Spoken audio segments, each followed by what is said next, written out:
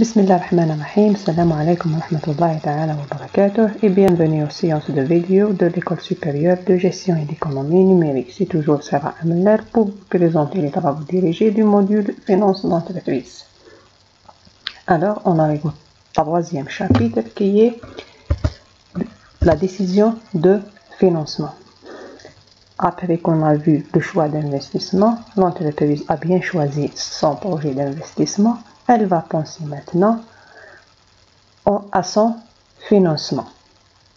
Dans la décision de financement ou la politique de financement d'une manière générale, l'entreprise fait face à certains choix. Le premier choix, c'est par rapport à la structure du capital, c'est-à-dire le capital qui sera alloué au financement de projets d'investissement.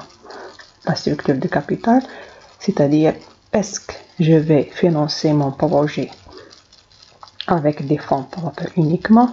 Est-ce que je vais le financer par l'endettement uniquement ou bien une combinaison entre les fonds propres et la dette?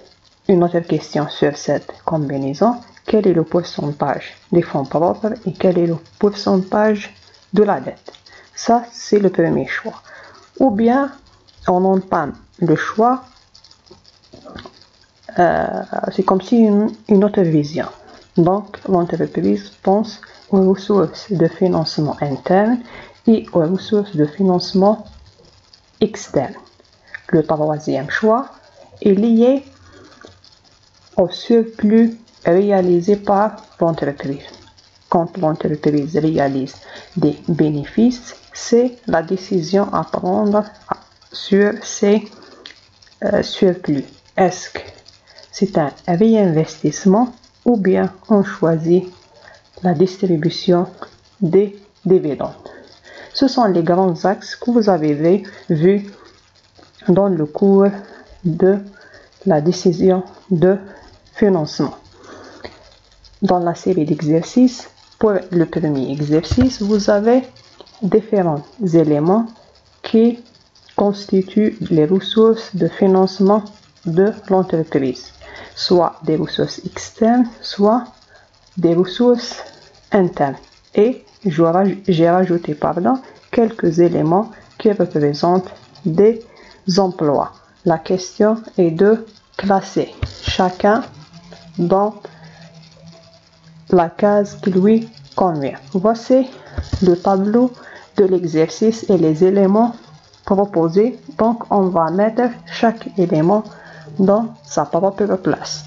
Pour les investissements réalisés pendant des périodes d'études, j'ai dépensé de l'argent, donc ce sont des emplois. Les augmentations de FR, le fonds de roulement, ce sont des ressources internes. Les remboursements des emprunts, c'est un paiement, donc ce sont des emplois. Les subventions et primes obtenues par l'entreprise. Généralement, les subventions sont offertes par l'État, donc ce sont des ressources externes. Les cessions d'éléments de l'actif. L'entreprise a vendu ces éléments de l'actif, ce sont donc ressources internes. Les augmentations de BFR, besoins en fonds de roulement, donc emploi. Les augmentations du capital, c'est les fonds propres, donc c'est des ressources internes. La suite du tableau, les diminutions de BFR d'exploitation. Une diminution, donc j'ai des ressources internes. Les diminutions de FR, c'est des emplois. Les distributions de dividendes, je vais payer, donc emploi. La capacité d'autofinancement, c'est une ressource interne. Les apports en compte courant, ce sont des ressources internes. Et les apports en nature, ce sont des ressources internes aussi. Les emprunts contractés par l'entreprise, généralement auprès des banques, ce sont des ressources externes. C'est tout pour le premier exercice. Passons au deuxième exercice. Dans ce deuxième exercice, on va discuter un élément qui est l'effet de levier financier. Avant de répondre à l'exercice, je vais vous parler un petit peu sur cet effet de levier. C'est quoi l'effet de levier? Dans le financement, comme je viens de le citer, l'entreprise choisit entre fonds propres et endettement ou bien une combinaison. Quand j'ai une combinaison, c'est-à-dire j'ai un investissement, une structure de capital pour le financer, une partie fonds propres et une partie dette. Quand le coût de la dette est inférieur à la rentabilité économique, ça donne une rentabilité financière supérieure à la rentabilité économique. Dans ce cas-là, on parle d'un effet de levier positif. C'est-à-dire, on obtient un effet de levier quand on introduit la dette dans le financement. C'est-à-dire, l'entreprise, elle ne se base pas uniquement sur les fonds propres, mais elle fait appel à l'endettement.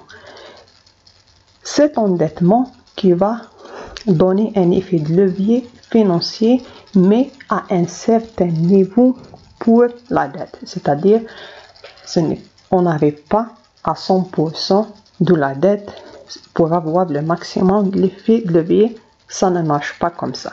Mais pour ce qui est sûr, l'effet de levier est obtenu quand on introduit la dette dans le financement.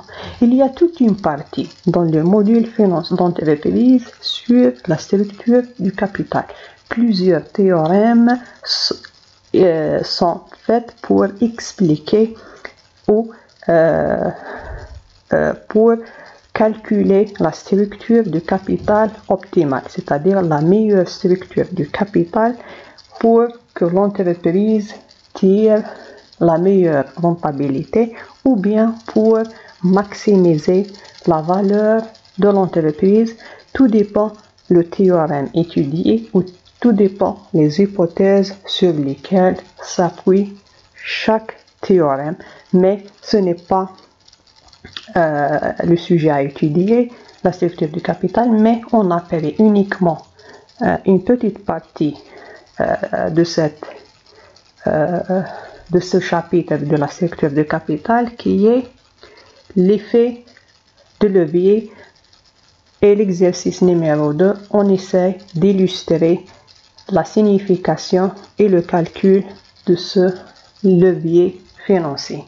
Alors, pour notre exercice, nous avons un projet d'investissement.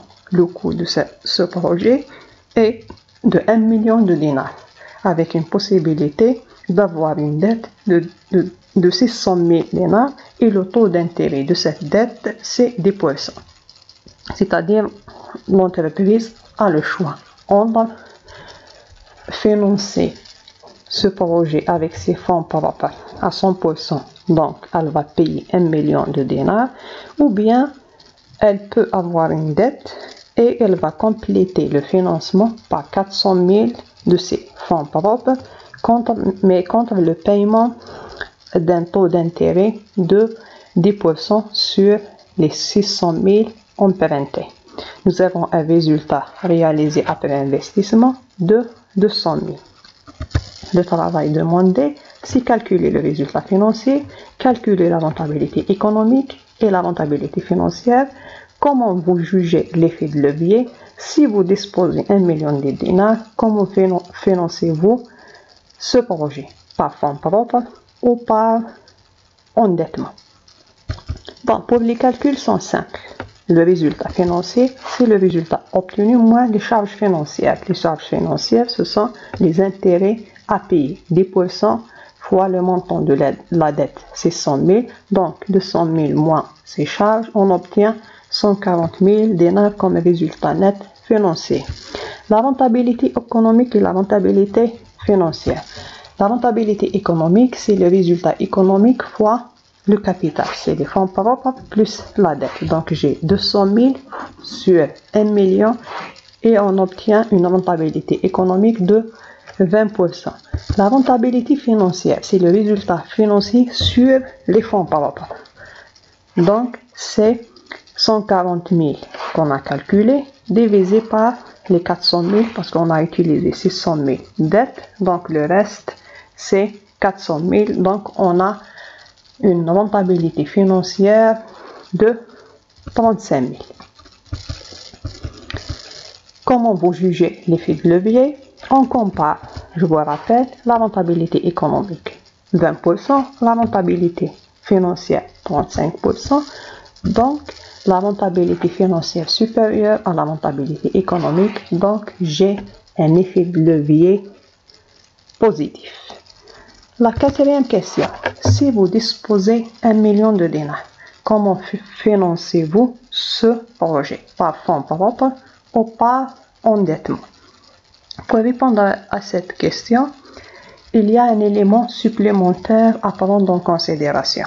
Si je vais choisir l'endettement, prenons l'exemple de l'exercice, donc je vais prendre 600 000 comme dette et je vais compléter par les fonds propres, je vais prendre uniquement 400 000 de 1 million dont on dispose.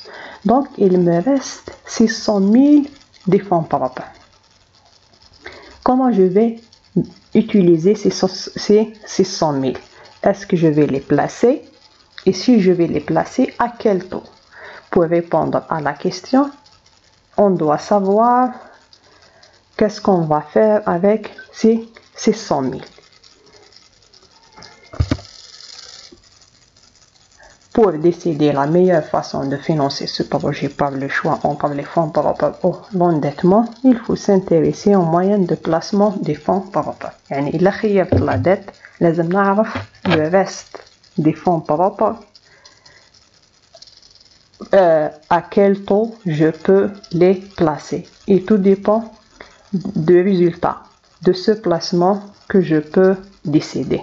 Donc, si on envisage l'endettement, 400 000 de fonds propres sont alloués à l'investissement et le reste, 600 000 sont placés à un taux d'intérêt et tout dépend de ce taux d'intérêt que je vais décider sur la manière dont on peut financer ce projet.